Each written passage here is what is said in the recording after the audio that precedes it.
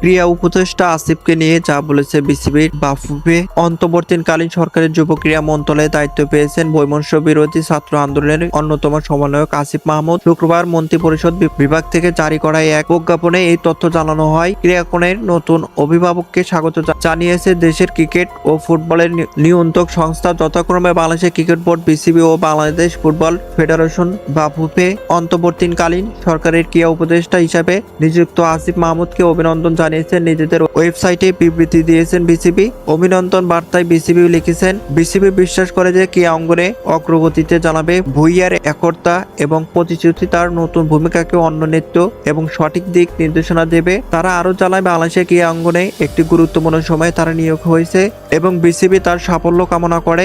বাংলাদেশের ক্রিকেটের উন্নতির লক্ষ্য সামনে রেখে একসাথে কাজ করতে উদ্যোগী বিসিবি। নতুন ক্রীড়া উপদেষ্টাকে অভিনন্দন জানিয়েছেন বাফুফেও। এক বিবৃতিতে উপদেষ্টা হিসেবে আসিফ মাহমুদকে ফেডারেশনের পক্ষ থেকে শুভকামনা জানানো হয়েছে। সাবেক প্রধানমন্ত্রী শেখ হাসিনা সরকারের যুব ও ক্রীড়া মন্ত্রণালয়ের দায়িত্বে ছিলেন বিসিবি সভাপতি নাজমুল হাসান পাপন। সরকার পতনের পর এখন পাপনের অবস্থান সম্পর্কে নিশ্চিত কিছু জানা যায়নি। এর মাধ্যমেই যুব ও ক্রীড়া মন্ত্রণালয়ের পাপনের জায়গা নিলেন ছাত্র আন্দোলনের অন্যতম সমন্বয়ক আসিফ।